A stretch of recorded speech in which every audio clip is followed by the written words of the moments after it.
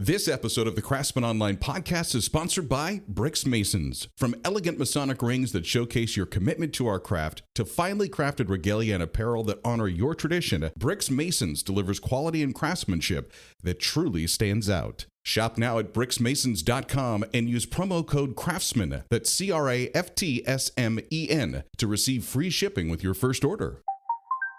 The comments, opinions, and views shared during this program are of those individual Freemasons and do not reflect the official position of a Grand Lodge, concordant body, appendant body, Masonic Authority, or craftsmanonline.com.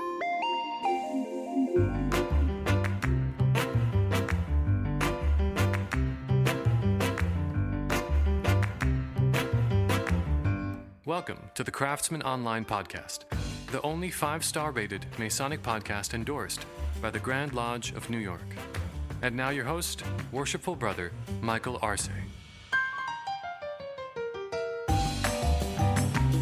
From George Washington to Gerald Ford, many of America's presidents have been linked to the secretive world of Freemasonry.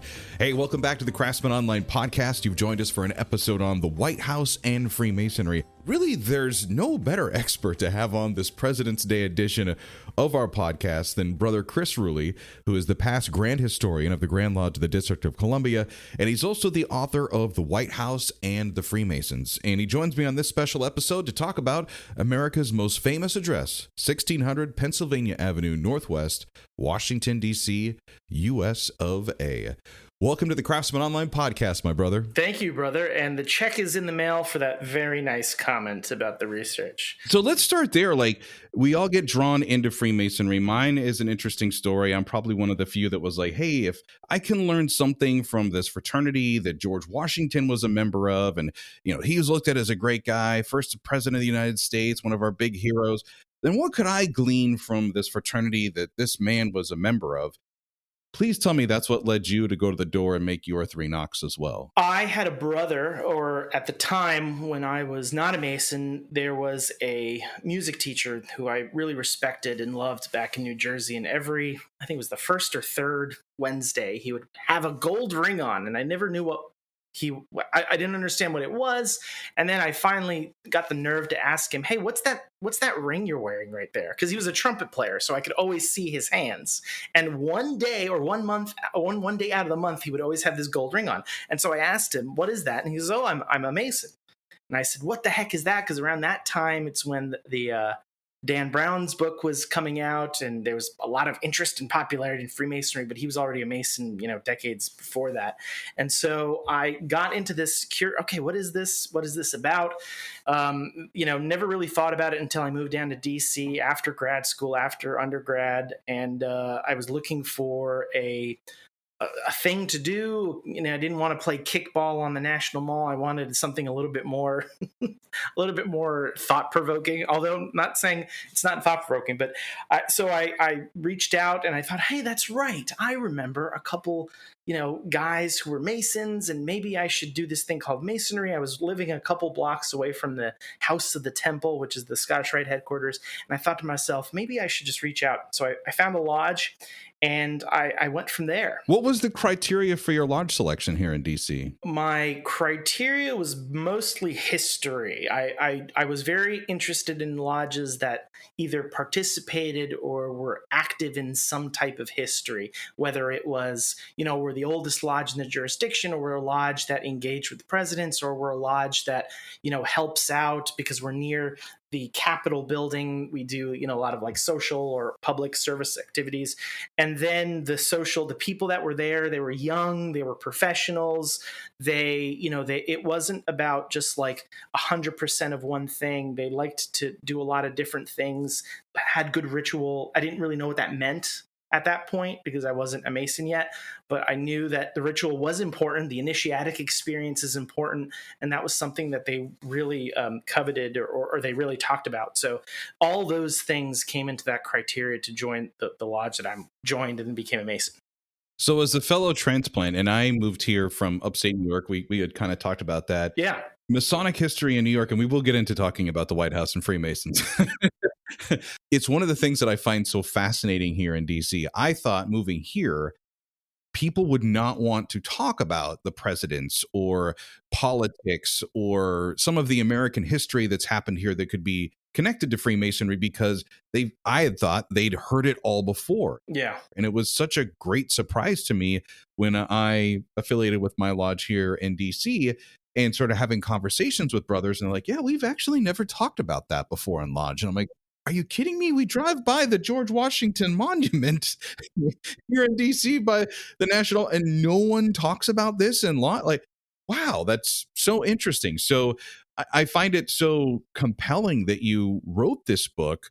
I think it's one of the great tourist attractions here in DC. I try to bring everybody when they come to visit, their nation's capital, like, let's get your picture taken in front of the White House. Let's do that cheesy tourist thing. What drew you to write a book specifically about that versus all of the other history that exists here? Well, I'm so glad that you mentioned the fact that you thought this is stuff that we've already written. There are books on this topic that are already written.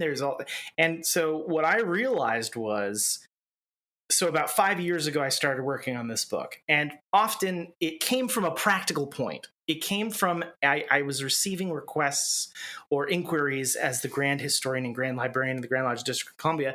I would get emails or questions, maybe from the Grand Masters, maybe from Masons like you or me, or maybe from the public, and say, hey, we are doing a anniversary event for a monument or a building or a cornerstone or some event. Do you have anything associated to the presidents? Do you have anything? And so I started a list of, there's a proceeding somewhere where it mentions that President so-and-so attended this event. And so I started to write this stuff down. And as I started to collect this just as my own personal reference, like whenever I was writing some research or anything, this would be something that I would have as in the back of my toolkit, as you can say. What I realized was, as I started to go into books or started to go through other stuff that has been written, I noticed two things. Number one, most of the information that was written, most of it is basically this telephone game of it's the same information reproduced over time and time immemorial. The other thing was, I started to find stuff that was not in Masonic work, not in Masonic publications. And so over 3 or 4 years of work, I compiled, by the way, just in DC, 450 plus Masonic interactions activities. So these are dinners, these are meetings, private meetings, public meetings. These are receptions at the White House. Some of them are initiations. Some of them are just, correspondence, letters of correspondence going back and forth. And what I realized was, okay, well, I'm a statistician professionally, so I did a little numbers game. Okay, how much of this is covered in Masonic? How much of this is not? So 40% of these interactions, of these 450 plus interactions, were not even mentioned in a Masonic periodical, in a newspaper, these were in journals, these were in diaries, these were in newspapers. A lodge out in, the western part of Pennsylvania comes to DC and is interested in meeting the President of the United States. They're here for a couple days. They're interested in touring the monuments and the things that you mentioned. And one Mason, in DC is eager to, visit the White House with them. Here, let's reach out to the White House. Let's see if the president can meet you. We'll have no reference in it in a DC lodge, but you go back to the newspaper in Western Pennsylvania, and it'll say, this lodge went to DC for a couple days. They visited the Washington Monument. They visited the White House. Boom, we collect an interaction. An interaction that's no one's written about, no one's talked about. And so I started to go through combing everything. One of the good things, unfortunately, one of the good things about COVID was that a lot of the presidential libraries, because they were no longer, allowing people to come into the physical location, they really ramped up their digitization efforts. So now I, in DC, can go to these presidential libraries and unlock all these records that are Masonic letters, correspondences, invitations to attend Masonic events when, the President of the United States is in town. And so I methodically went through every presidential library to pull as much of this information out. I went to newspapers. I went to diaries. I went to, if there was a diary where a president of the United States, sneezed on a Mason, I found it and I recorded it. it was really a scholarly effort to go through this. And it really did take about 5 years to get it done. I'm sitting here thinking there's brothers that you walk into a lodge and you see the famous pictures of George Washington as a Mason and as a master, and you get that impression. And then I think the next connection that we would get would be at a festive board or a table lodge where we do the toast to the President of the United States as Mason. What's always fascinated me is the debate on who the last Freemason was that was the commander in chief, that was the President of the United States. And I've always wondered this, and maybe you can shed some light on it, is how could you be, for example, like Gerald Ford, where he was a Scottish Rite Mason, but they don't say that he was they never identify him as a Blue Lodge Mason? I might be a little misconnected with some of the facts here, but how do they credit one body but not Freemasonry or a Blue Lodge? The research on Masonic presidents, and by the way, even non-Masonic presidents, Masonic interactions with those individuals, they're not Masons, is very nascent.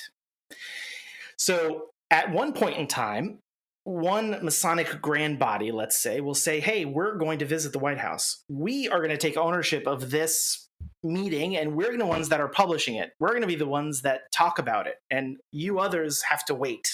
And we'll do this discussion. We'll sort of focus on it. So over time, what we see is certain bodies will tell the same story. They'll replicate the same story. And sometimes they're not. Over time, and especially during, I'm so glad you mentioned Ford, especially during the Ford administration, they were meticulous. There are documents. You can go to the Ford presidential library, and you'll find documents where they go through pages and pages of notes about Mr. Ford, or Mr. President, excuse me.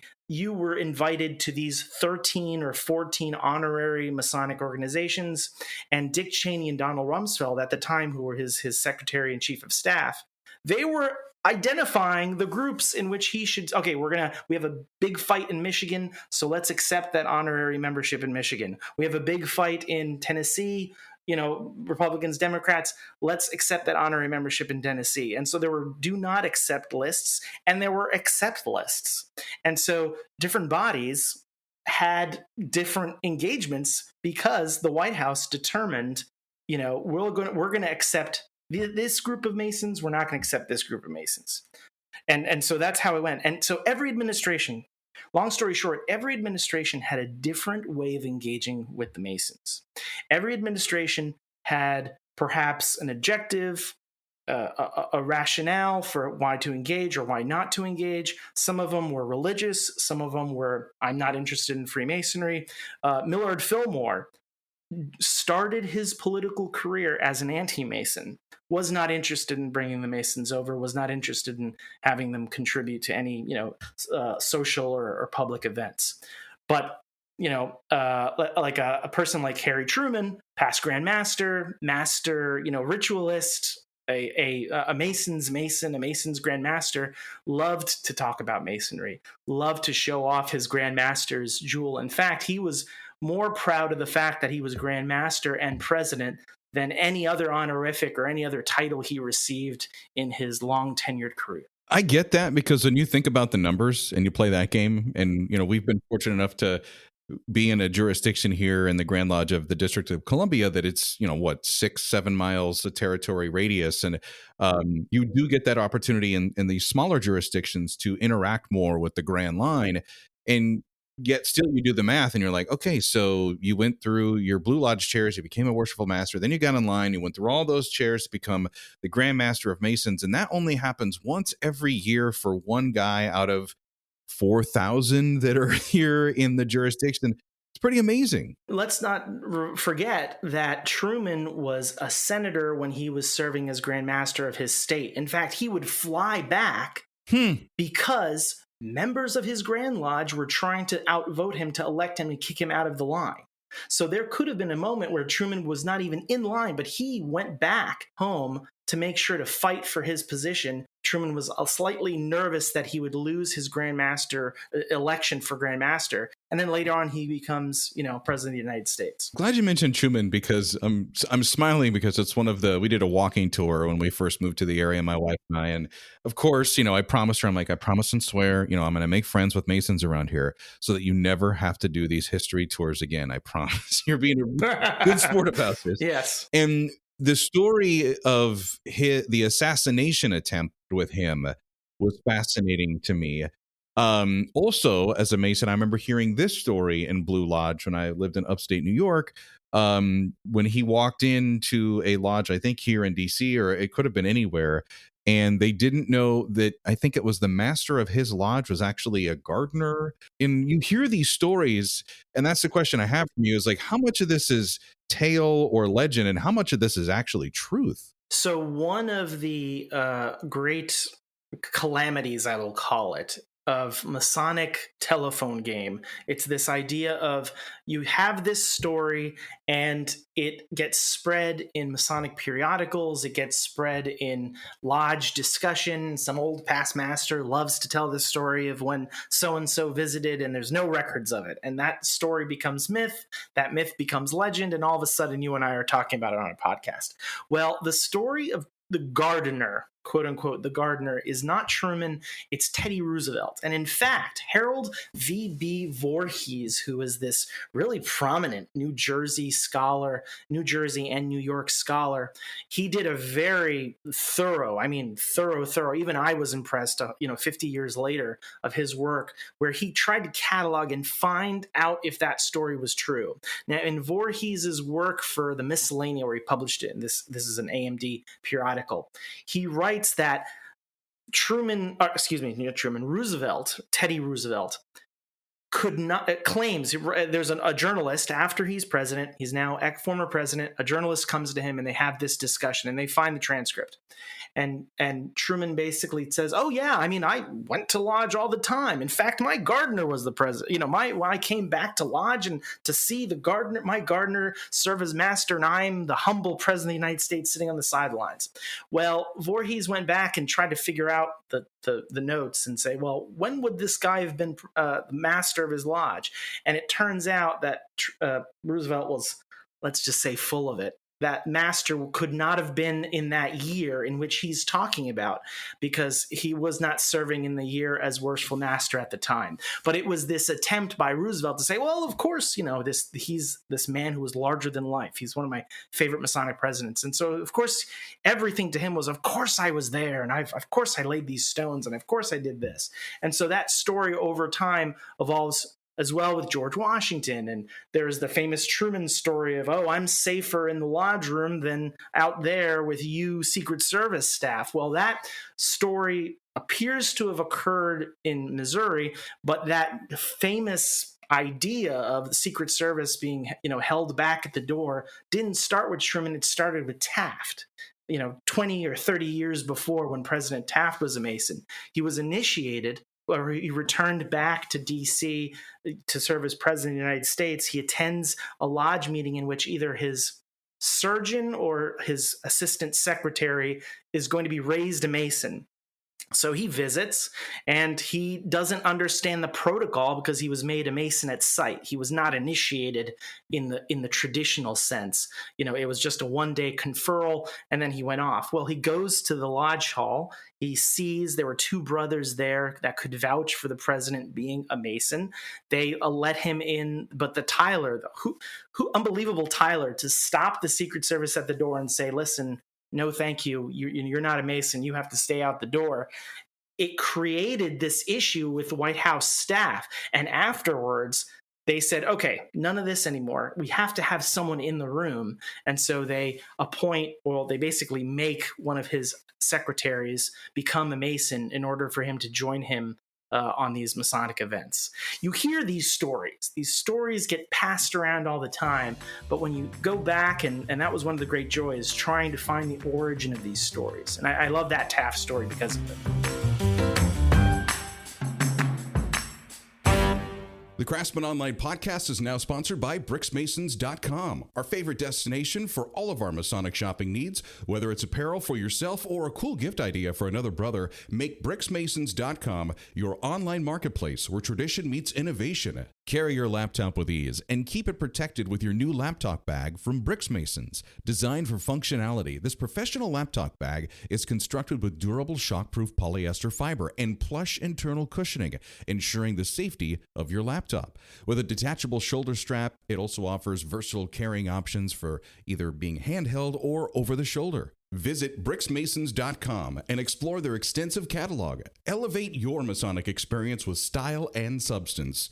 Plus, Craftsman Online podcast listeners use promo code CRAFTSMAN, that's CRAFTSMEN, at checkout to enjoy free shipping with your first order.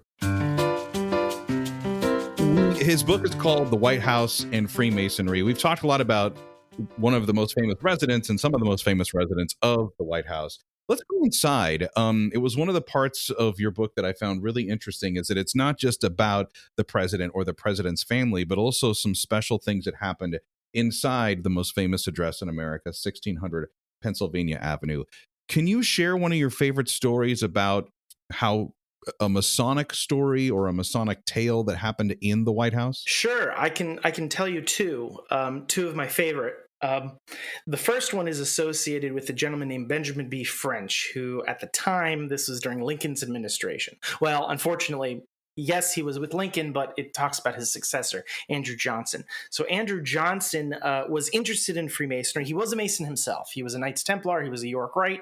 He did all that stuff, and there's a great photograph, a carte de visite, they call it, these small little panel photographs of him in his Templar uniform. He is president of the United States. He's going through an impeachment, unfortunately. And so during this period, French uses this opportunity to take a load off, to support the president, say, hey, listen, we may disagree, but, you're a brother. I want to assist you and support you. And so the Grand Lodge of Massachusetts invites Johnson to come over to come over to Massachusetts and lay the cornerstone of their Grand Lodge building. It's a beautiful building down where it is now. And so before they leave for Boston, French initiates Andrew Johnson in the White House as a Scottish Rite Mason. Why does he do that? Because at the time, Albert Pike was not in D.C. yet, but Benjamin B. French was serving as the SGIG, the Sovereign Grand Inspector General, the head of the Masonic Orient in D.C. And so he could confer the Scottish Rite degrees on the president. Well, French was the Commissioner of Public Buildings, which means that he was in charge of the public buildings, the Capitol Building, the Jefferson Building, all the executive offices on Capitol Hill. And so he knew the White House. He was aware of it. And so he invited, hey, well, listen, before we leave for Boston, what are your interests about being initiated into the Scottish Rite? Well, Johnson thought, great, let's do it. But unfortunately, his schedule would not allow him to confer the degrees or receive the degrees, at the Masonic Hall, which is now across the street from the Portrait Gallery, the National Portrait Gallery, this beautiful building. It's where the Smith restaurant is. And so he couldn't make it to the Masonic Hall. So they decided, all right, let's just do it at the White House. Let's not, annoy anyone. So him and another brother named Isaiah Pearson, who was another member of the Supreme Council, they go to the White House. They have a lovely lunch with the President of the United States. And then according to French's diary, which, by the way, is all at the Library of Congress, I'm paraphrasing here, they finish their lunch, they go into his bedroom, and they initiated him into the 4 through the 32nd degree of the Scottish Rite. And so just imagine these three guys now, having lunch, having a nice discussion, and say, all right, let's head into the bedroom and let's initiate you into the Scottish Rite, your private residence, initiate into the Scottish Rite. And so that's one of these weird little, cool, that's the first Masonic initiation ever at the White House. My second story, Truman knew that the White House was going to crash and crumble at any moment, but it was happening during his election, or his re-election rather. And so he decided, let's just keep this thing stable as much as we can, because I don't want the political symbolism of the White House crashing as I'm running for my next term in office. So he wins his second term, a load off his back. He then sends the engineers in and guts the entire building. He now moves to the Blair House, which is across the street from the White House, and it serves as his little temporary headquarters. according to Alan Roberts's work, and I'll confirm it with him as well because I read some. There were other resources that confirm this. It was Truman's secretary, who was also a Mason, who received word as he was walking around inspecting the work that was being done. They gutted the entire thing except for the exterior. That there were these markings in the foundations of the White House. Truman, being a super Mason, knew his work, knew something about the Mark Master degree, thought, well, that's interesting. Maybe this is Masonic. And so regardless of if it was or not, Truman said, great, go in there, tell those guys to cut all those stones out as much as possible. And what we'll do is we'll keep them until after the renovation's complete. And so towards the end of the renovation project, Truman taps one of the city mayors, because there was a council of 3 mayors at the time, not just one mayor, there was a council. And he taps one of the mayors, who just so happened to be the Grand Master of DC at the time, and says, hey, listen, I got a project for you. These stones have Masonic marks on them. We're going to clean them up. We're going to put a nice little band on them. We're going to give you a certificate. The certificate is going to have wood from the White House as its frame. And you're going to go to all the 50 plus Grand Lodges and grand organizations like the Supreme Council, Northern and Southern Jurisdiction. And you are going to deliver these stones to all of these Masonic organizations as a memento of the Masons who worked on the Capitol and the White House. I love that story because I went and did the research. Okay, well, how many Masons, as part of my book, how many Masons actually worked on the White House? Well, as a member of Federal Lodge Number 1, the lodge of the individuals who helped build the White House, I can tell you there are about 20 or so Masons, Freemasons. There were 120 stonemasons, carpenters, sawyers, all these different people that were working on it. But we know that there were 20 or give or take 20 or so Masons, Freemasons. And so my favorite part of that little thing that you don't talk about is, well, if there was 100 and something, there's more than 20 marks. So we don't really know who of those marks are associated with the Freemasons versus who of those marks are associated just to the regular, stone masons who were working on the building. And so I love that little story. Who knows? But that was nevertheless to Truman. Who cares? The idea is this is a nice connection to our fraternity and the White House. Physically, the physical document, the foundation. You got to love those stories. But anyway, those are my 2 favorite little stories. So one about Benjamin B. French conferring the first initiation at the White House. The second about the White House stones, because they are an interesting little artifact. Book's called The White House and Freemasonry. We have the author, Brother Chris Ruli, from the Grand Lodge here of DC. If you've enjoyed these stories, be sure to check out the show notes for this episode. We've got the link on how you can get your own copy of this book from Brother Chris, and continue just diving deep into this history. We've talked a lot about the White House. It's one of the buildings. I've lived here for almost 3 years now, and I have not gotten a chance to go inside and visit it, but it is on the list of things for me to do. It's kind of difficult to get in there, actually. You literally have to know people. Chris, have you gotten a chance to go take a tour of the White House yet? My parents have placed a big burden on me, or guilt trip, and they said, if you're going to go, we want to go with you for the first time. So I have yet to go because I'm honoring my parents' decision. They want to go with me. It's tough to schedule it, as you said, because things can change. And so I'm still waiting on that. I think just in this episode alone, we should, get some credit from DC tourism, because getting a chance to see the Capitol, they've recently reopened the tours of getting to do that. There's a lot of brothers that are there and their statues, and there's a lot of great history there. That one not as hard as getting into the White House, where you actually have to have a member of Congress that in a way petitions for you to get to go there. And recently moving to Northern Virginia, I'm like, who is my member of Congress where I live? I guess I got to figure that part out first. I think one thing that's been really special throughout time is that when you mention to folks that you're a Freemason or you're in Masonry, there's almost this air of, oh, he's dignified, or he's a classy guy, or he's a stand-up person, or he's someone who can be trusted. And we used to think about that. I think looking back in history, some of the revisionist history, we used to feel that way about the president. But lately, it just seems like the office of the presidency has really taken a downturn in public opinion, unfortunately, during our lifetime. What do you think would happen if we actually did get a modern Masonic president back into the White House? That is one of those questions that I sort of think about, and my answer to it changes every day. If the brother was a Republican versus a Democrat, I would not particularly care about that, because to me, I'm more proud that he's a Freemason. At the end of the day, I mean, overall, I'm not saying there are bad apples, sure, but overall, we set a high standards of allowing a brother to become a Freemason, or allowing a candidate to become a Freemason. And so to me, when I see, wow, like if he was a Freemason, that'd be really cool, because then we have a shared experience.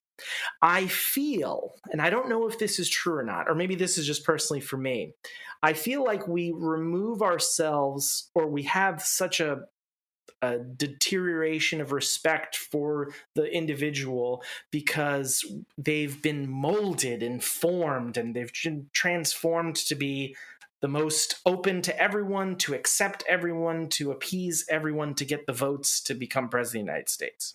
Right now, do I have any connection to these guys who are presidents of the United States? Not necessarily. Maybe they went to my school. Maybe they were from my state.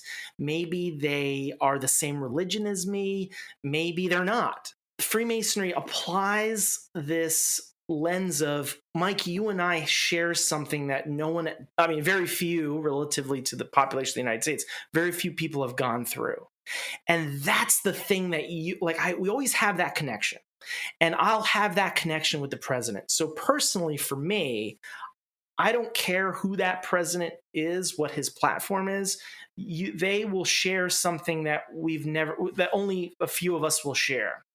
Now, how will the rest of society, how will my wife, how will my neighbor think of that, really depends on how that individual, I think, decides how they want to associate themselves. Do they want to do it quietly? Do they want to say, oh yeah, we're bringing in Masons very quietly, but we're not having cameras? Are we doing it the Truman way, which was Truman went out there and talked about the fraternity. He talked about the organization's charity. It talked about all these great things that it's doing, and tried to orient themselves. So there are enough Masons now, or there are still, Masons from different religions, different backgrounds, where we can say, look how universal Freemasonry is, look how universal Freemasonry is throughout the United States and abroad. But I think I'm curious to know, where would he put us in the political standing? Will he invite us every year like they used to? They used to, back 100 years ago. Will they, write letters to us? Will they attend a Masonic meeting? Will they attend a banquet, even if it's for 2 minutes? Taft, I love Taft when he became a president of the United States, because he was the most sarcastic about Freemasonry. He was just like, listen, or he was like a comedian about Freemasonry. When you read what he wrote, he was like, well, listen, I was not a really great Freemason because I was initiated at sight, and I've got a lot to learn from you guys. I'm just a humble, dumb bloke that happens to be president, but you guys, you are the higher up Masons. You guys know more than me. And so he was just so like, he just made it, he took a lot of that. He took a lot of that pomp and just gravitas and just left it out and made it just between you and me. It made it a joke, made it more welcoming. And so I'm curious about how the president would engage. That's that, and then through that, we'll find out how successful he'd be.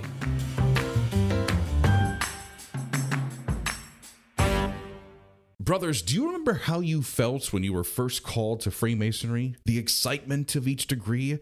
If you can still feel that call of the East, you're encouraged to apply to join the Scottish Rite Northern Masonic jurisdiction. The Scottish Rite offers Master Masons like you an opportunity to continue your Masonic journey and delve deeper into our craft through their 29 degrees. And there's an easy way to join the Scottish Rite. It's called Join the Rite Night, a virtual initiation where you can witness the requisite 4th degree and officially become a Scottish Rite Mason. There's 7 opportunities to join online from February 1st to April 25th.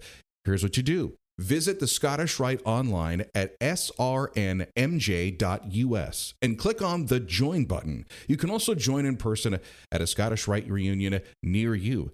Your journey to the 32nd degree in Freemasonry awaits. Take the first step at srnmj.us and click on the Join button today. I want to switch gears. In Freemasonry, we have the Grand Master. We've talked about that. Harry Truman was Grand Master, which is basically like the president of Masonry for the entire state or jurisdiction for those out of the know. He was also president of the United States. Another connection is that we have a first lady in Freemasonry and also a first lady in the United States of America as the wife of this individual. Do you have any favorite stories about some of our famous or maybe not so well-known first ladies and their interactions with Freemasons during their time at the White House? One of the great things about writing this book was I tried my best to move away from the 15 or 16 Masonic presidents. Great. It's been written about, fine. There's a lot of other things. Let's talk about the first ladies. Let's talk about the vice presidents. Let's talk about the executive staff, like the secretary as chief of staff. Let's talk about those folks. And so, yeah, to your point, one of my great appreciations or great joys was finding a nice rich vein of information about the first ladies, because in many ways they helped out and represented. So my favorite, of course, you got to love Eleanor Roosevelt. You got to love her. So the reason why you got to love her is Teddy Roosevelt, FDR, became president of the United States. He's a Scottish Rite Mason. He's a 32nd degree. He's a Shriner. He's a Blue Lodge. He did his thing on Freemasonry. Now, he joined like any other high-ranking politician. He joined because it was the thing to do. He liked to do it. He was glad to do it. He was glad to talk about the fraternity's charity, which is a nice out when you're a politician talking about Freemasonry, because you don't need to talk about the deep esoteric stuff in the public. You can say, yes, but look at all the fundraising and look at all the charities and things that we've done. And so when he's president of the United States, 1933, 1945, 33 to 45, the man cannot walk. He was incapable of walking. And so how do you attend a Masonic meeting when you can't walk? How do you circumambulate? How do you attend a cornerstone laying ceremony? How do you participate in many of the things back then? I want to clarify, back then, I know that there are many Grand Lodges right now that are actively looking for ways to bringing in people that have disabilities. What I'm saying is back then in 1933, how could you do it? He didn't want to. He didn't want to engage.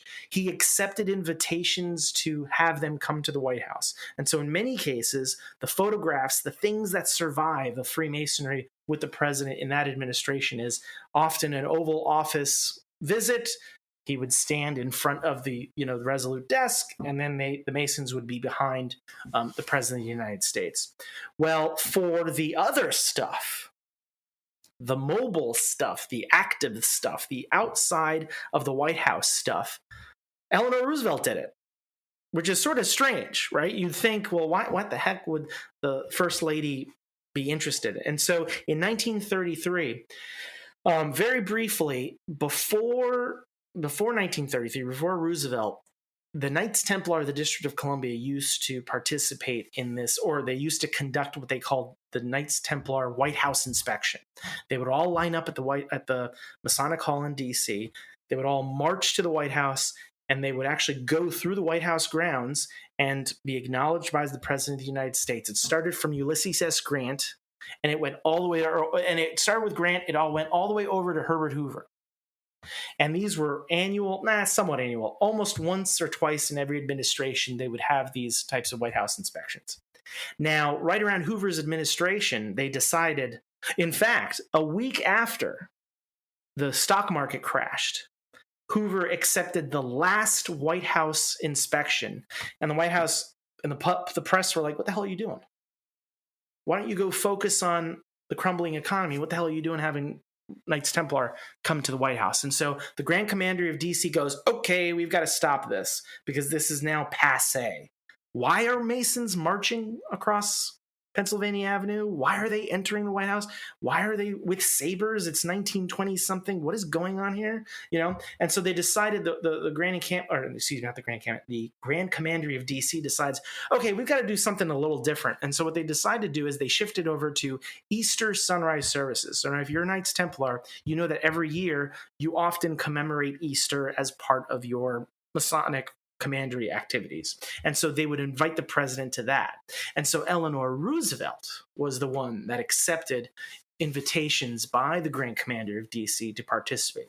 Eleanor Roosevelt was the one that in the early morning, these are sunrise services, 5:30, and she would participate in the religious service. It was a non-denominational Christian religious service around Easter. And she did that from 1933 to 1945.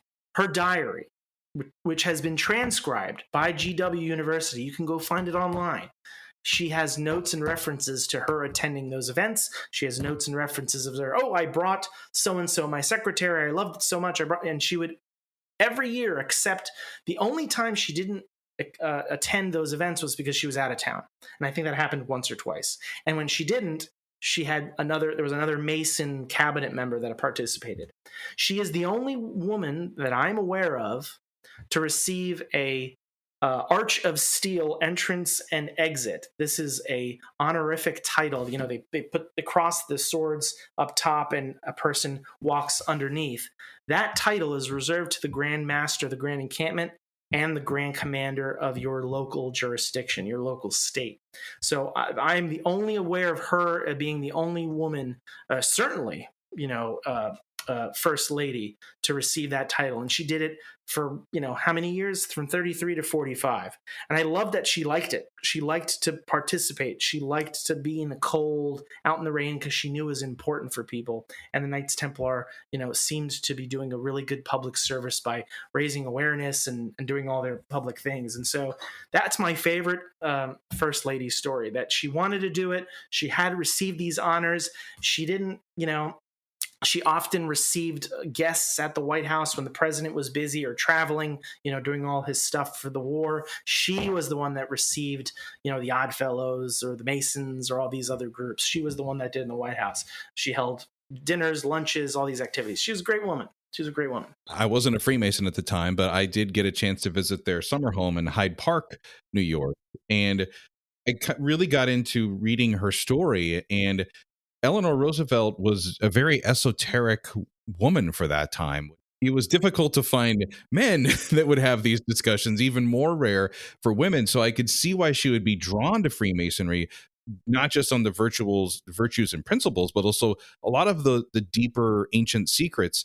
I don't know how much she could have gleaned of that. When you're talking about this, I'm sure when the invitation goes to the president of the United States, FDR at that time, it was probably not to just sit at a dinner or a banquet. It was probably to sit in a lodge or to sit in a grand session and be a part of it, which she could not as the wife of the president, even she's not a brother Mason. So what she was able to get from those interactions, that must have been pretty special. I think she would have probably been able to hold her own on a good esoteric conversation with some good esoteric Masons. I think she would be able to provide useful feedback or insights, perhaps provide her ideas on topics. Yeah, she was, and no wonder. Then she becomes, a UN ambassador. I mean, the woman can engage and speak eloquently, engage with people. She was great. We're going to get to another hot topic that you're a fan of and a future book that he has written on Brother Lafayette as we get ready to celebrate the bicentennial of his visit.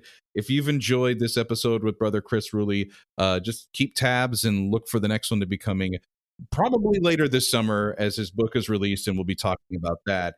I just wanted to set you up for this final question because I've really enjoyed our time together, and I'm sitting here going, man, this would be a great drunk Masonic history episode if we ever did it. Oh boy. And have I done it? Have I done it? Those are called lodge programs or after lodge meetings. That's right.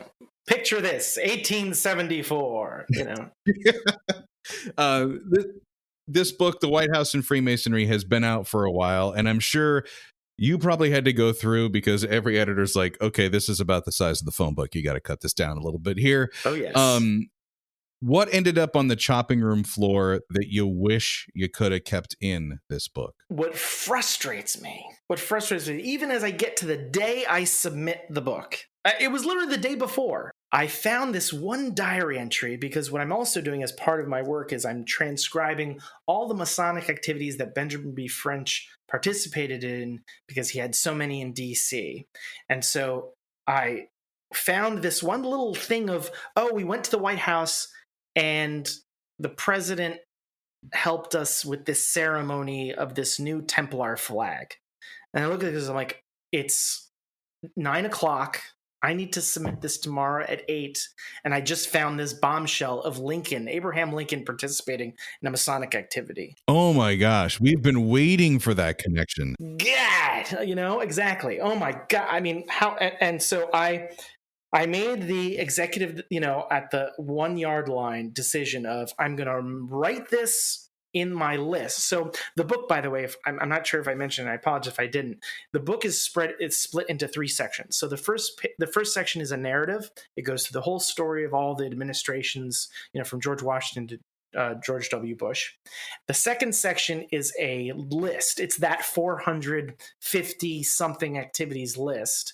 And then the last section is a pretty methodical list of all the Masonic presidents, all the organizations they were a part of, when they joined, if I had that information, all that data. So if you ever need to just find a fact, you can go to that book and find that information.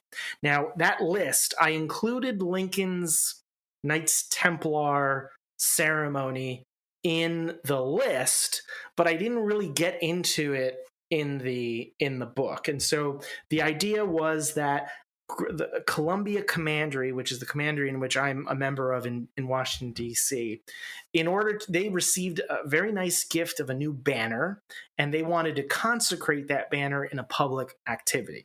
Well, Benjamin B. French is the Commissioner of Public Buildings. He said, hell, we'll do it at the White House. And so he has this opportunity to go over to the White House, and the cabinet secretaries and government officials and local folks are there.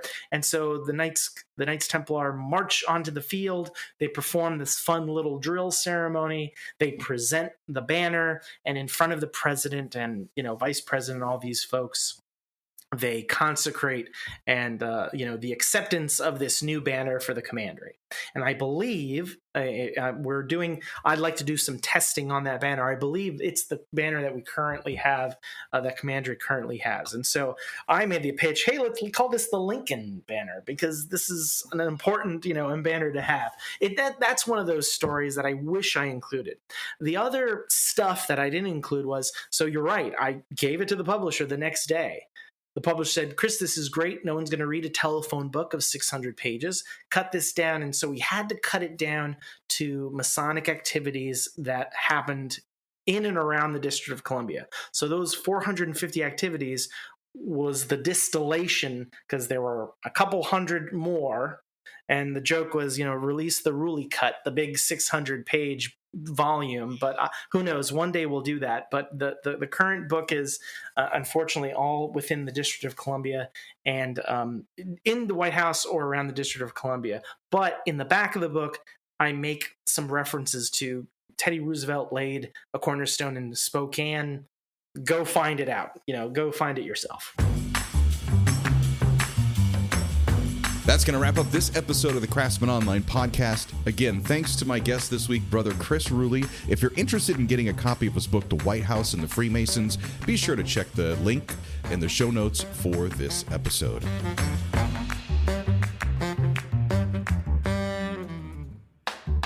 By the way, we're going to get some bonus time with Chris this week, and if you're a Patreon subscriber, well, you already know that episode's coming. If not, click on the link in the show notes now to start your free 7-day trial. Until next time, let peace and harmony prevail.